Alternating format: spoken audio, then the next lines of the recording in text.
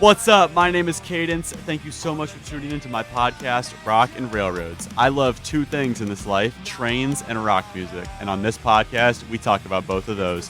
Hope you enjoy the episode.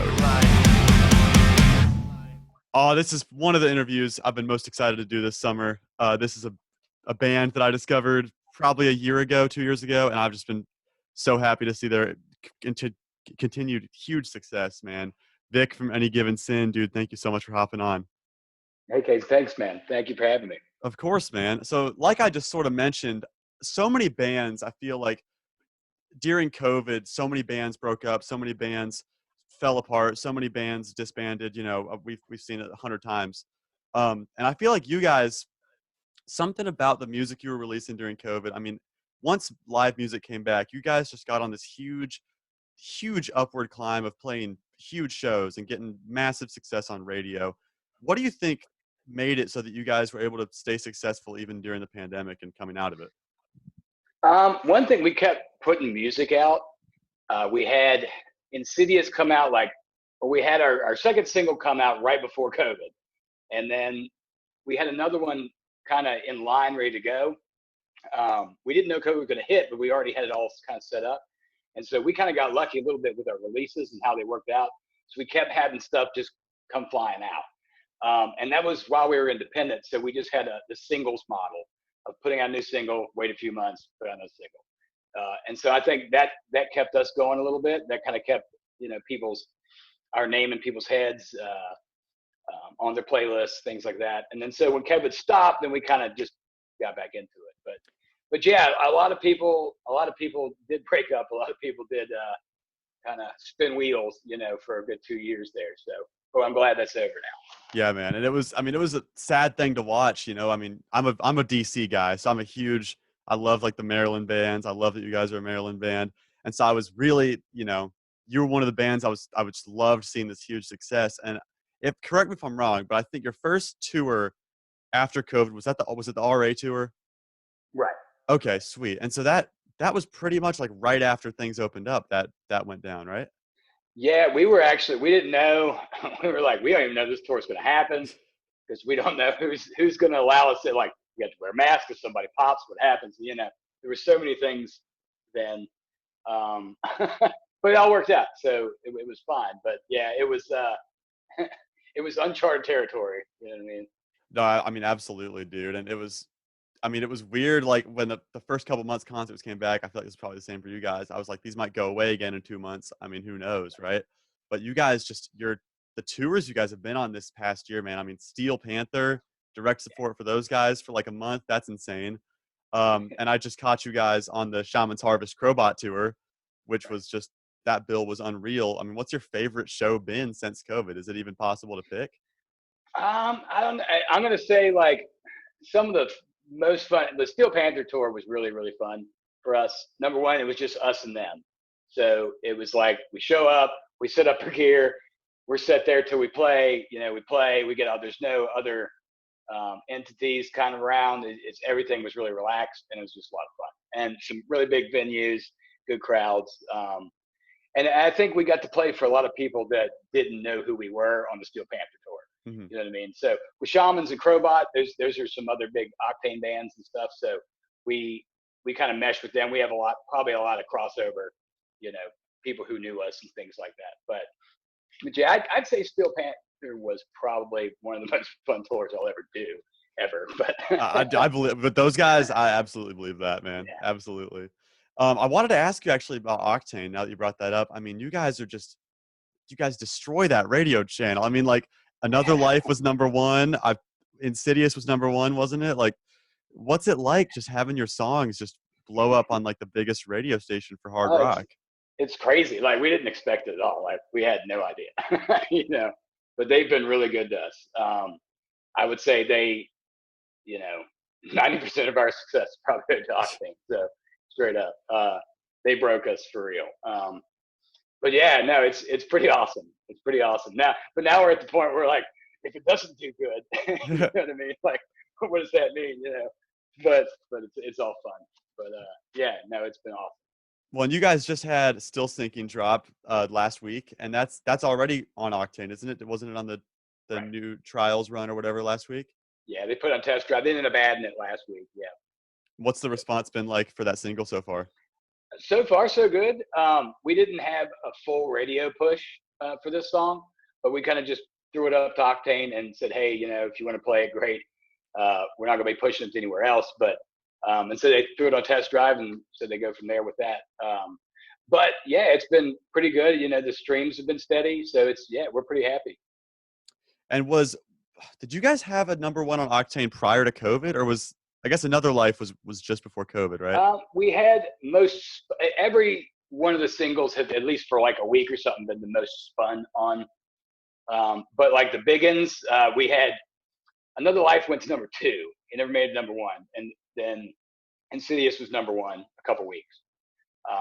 But that's been the best so far. Bro, it's so crazy to watch your singles drop, and I feel like everyone just gets better than the last one.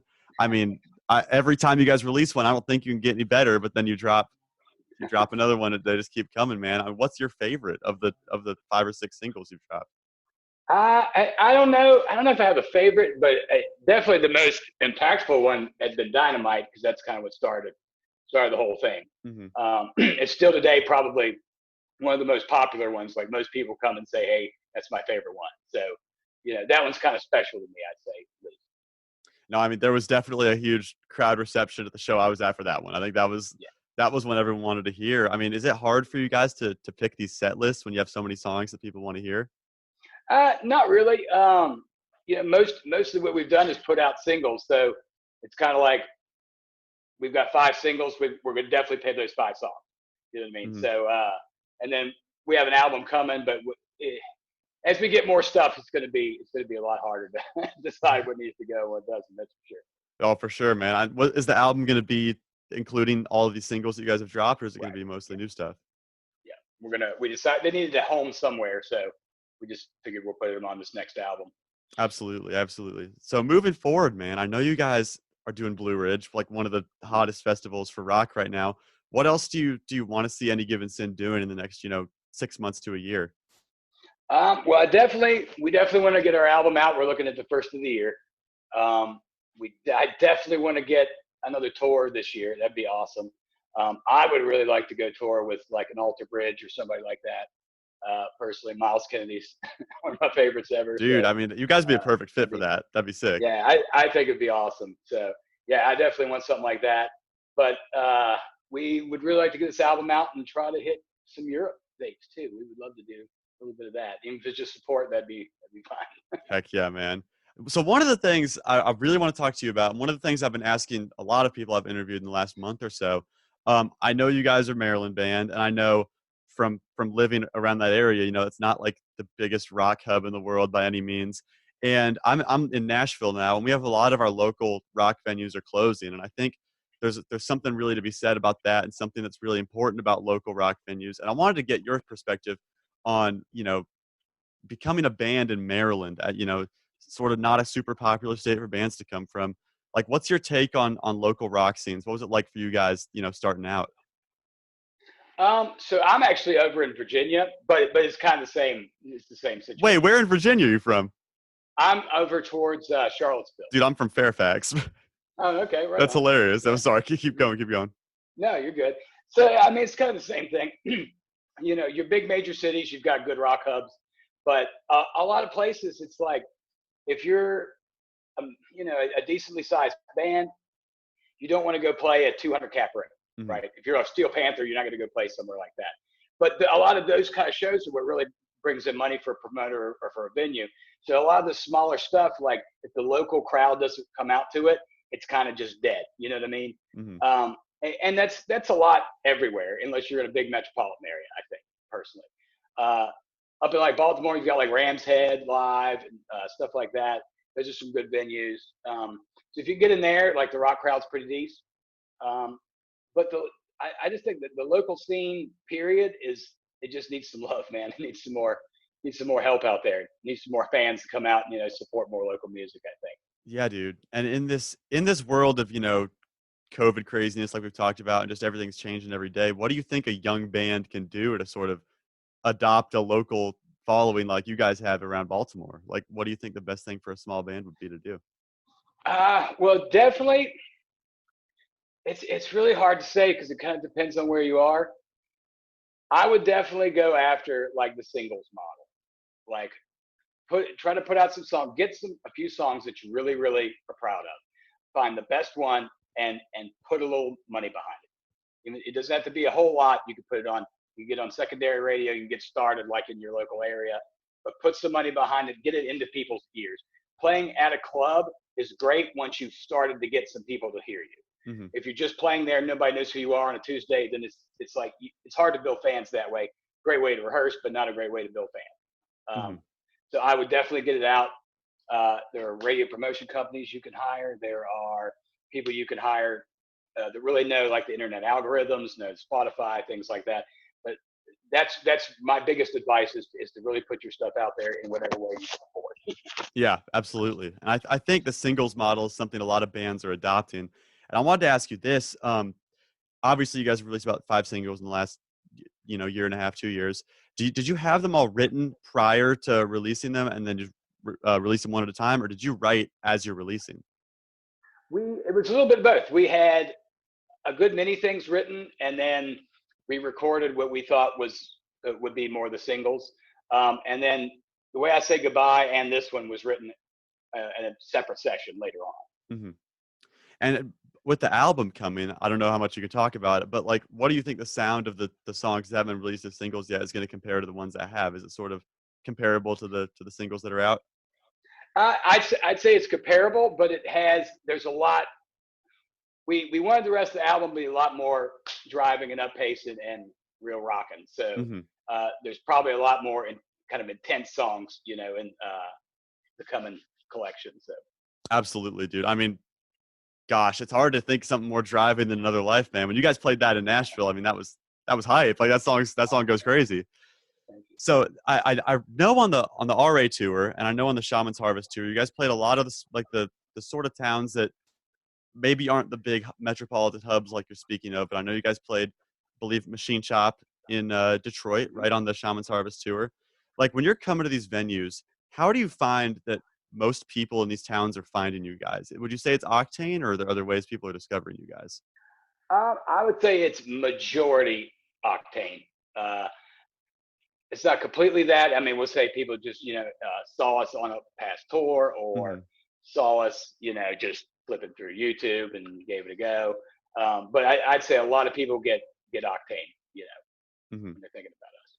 Absolutely, man. I think you guys aren't definitely not the only band on that path. I was looking at who you guys have producing this stuff. You've got Saul's producer. They're one of my favorite bands. I love those guys. I wanted to ask you too. I mean, you've had some incredible production talent, on your recent songs. I mean, like people from Disturbed and like massive bands. Like, how do you feel a producer is important in the single method with you guys? I know you have had a few different people work on the recent songs. Like, how do you think that's important in the evolution of the sound for you guys? I think it's just you get kind of an unbiased opinion in the room. You get somebody that knows a lot about how to make something you want to create come out on a recording. Mm-hmm. You know what I mean? Like especially when you get to like doing some programming or other stuff like that. I think it's really good to have somebody to say, "Hey, man, that sounds like crap. let's try something else." You know what I mean? Like really having that in the room, and a really good producer can do that, and then give you ideas, or at least inspire you towards the right ideas, to make the song better. Especially if you're going after like a radio single, you want it to be a radio single. Yeah. So it's good to have somebody in there that isn't quite as like artistically attached to it, so they can have that mindset, as you're putting it together. Like, hey, don't make this 5 minutes long. Yeah. 3 minutes, 30 seconds. Dude, well, I mean, clearly you guys have the magic touch for radio singles. Looking at your Octane history, it's just unbelievable, man. Um, with the songs on the album that haven't been released yet, who's been producing them primarily?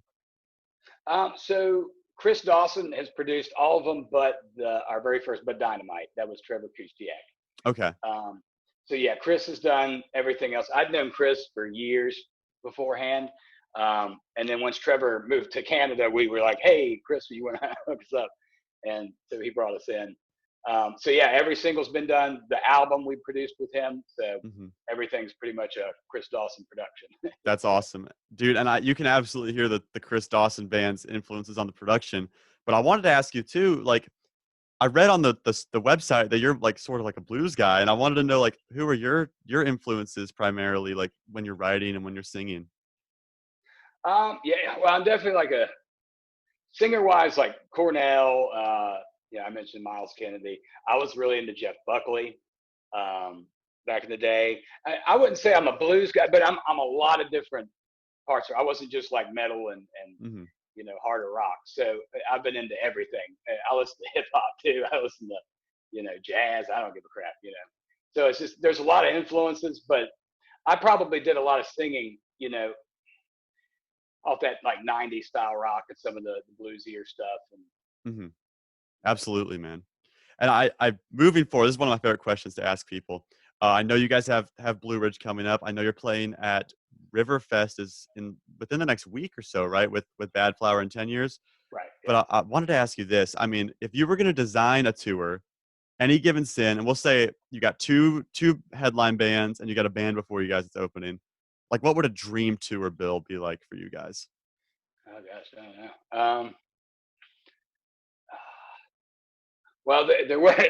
I mentioned Alter Bridge before because we were kind of putting our name out for an Alter Bridge tour, which would also have been Seven Oh Dust. wow. So not to disclose too much info out there, but you asked me that like that's kind of like well, it's kind of there That's kind of already. the answer. Yeah. We're kind of already throwing our name in the hat for that one, so we're gonna see what happens. I don't know if it will, but you know, Dude, I mean that'd be a lineup right there. yeah, That'd be it'd be pretty unreal. great. Uh-huh. And as for like an opening band, I mean, do you have like a favorite DMV band that comes to mind?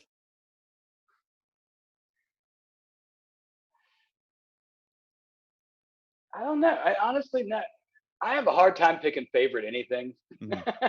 You know what I mean? Like I like so much stuff, and I just can't seem to. I don't know. I don't think so. I know you guys have done a show with Sirenic, right? Or at least one or two. Yes, yes, Those guys are there for yeah, DMV bands. It's like I got you guys, they're I got really good. Cinder Road, and them. Like those are like Right. the big three. But I mean, coming through all these small towns, man. Do you guys have when you're doing your own tours? You have like local support usually, right? Yeah, whenever we headline something, we'll have someone. We don't always pick them. Sometimes the promoter does. Hmm. But yes.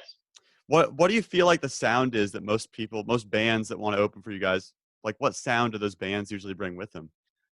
I'd say they're going to be more metal or hard rock mostly. We've had like a couple I'll say like alt rock kind of lighter bands play before. It was still great. We even had this reggae band play one time for us, actually, which and they were really really good. Yeah. But it wasn't that weird, you know what I mean? But yeah, I'd say most of them are pretty much hard rock and metal. Absolutely, man. Well, Victor, I mean, dude, you've knocked off most of my questions. I got one more for you, though. This I ask everybody I interview this. For a brand new Any Given Sin fan that's never heard you guys, three songs, like the essential three songs, in your opinion, that you would show somebody new. Like, what three are you picking? All right. So yeah, I mean, I probably have to go with the first three. Probably Dynamite, Another Life, and Insidious right now. Hmm.